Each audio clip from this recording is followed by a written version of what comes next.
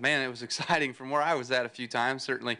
And can't say enough about all these guys and bringing out a backup car like that and making another fast M&M's Camry out of Joe Gibbs Racing and being able to come out here like that and win the thing. But, you know, the first time might have been luck. I'm going to say the second time was all skill. But, you know, it was certainly interesting from my seat. I was steering and stabbing and braking and gassing and everything all in between. So just trying to keep the thing straight and get it back under control. But, man, it was a fun race. I thought a lot about how, you know, the pack was back.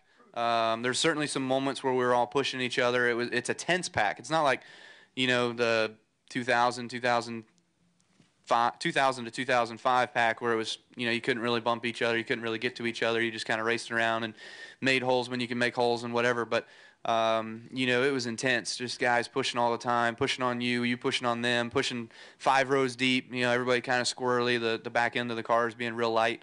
And, you know, it was a great race from my seat. Hopefully it was from everybody else's. It's hard to say whether you impressed yourself. I never thought about that. But, you know, it was certainly cool. I enjoyed it. I wouldn't recommend it to everybody to do it every day. But, you know, certainly it got my attention.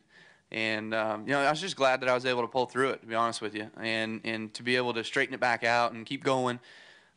Check my mirror, and everybody's back there stabbing the brakes, trying to slow down, and I'm thinking I'm going to wreck. Where's he going to end up? And then we get back on, and they're all like, huh, all right.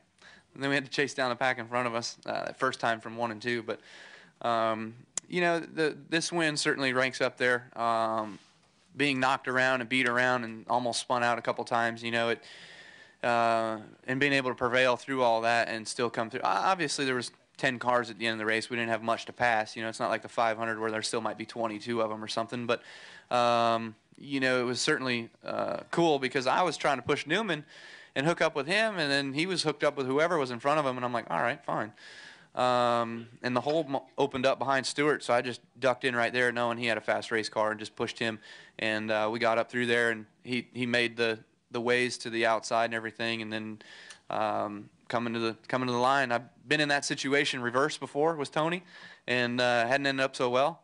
But this time it turned out all right, and we made it past him and beat him to the line, so that was cool. It's all up to us, you know. Certainly there were I don't know what caused all of them, but I know what caused both of mine. One of them was I just wasn't clear of Jimmy. I was trying to get down back to the bottom of the racetrack and I just clipped him a little bit.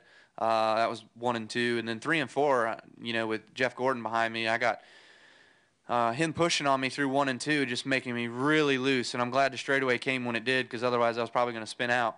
And then he got back on me a few more times down the straightaway and was kind of moving me around, I think trying to move me out of the way. And then, you know, getting into 3, he hit me again and hit me on the left rear corner and spun me out, you know. So I don't know what the deal was there, but, you know, obviously we're trying to win the race. It's coming down to the end and trying to move me out of the way. But it caused a heck of a melee behind us, and including for himself. So hopefully everybody's all right with that through that crash, evidently. But, you know, it's a product of what us drivers need to be better at. We've got to fix that.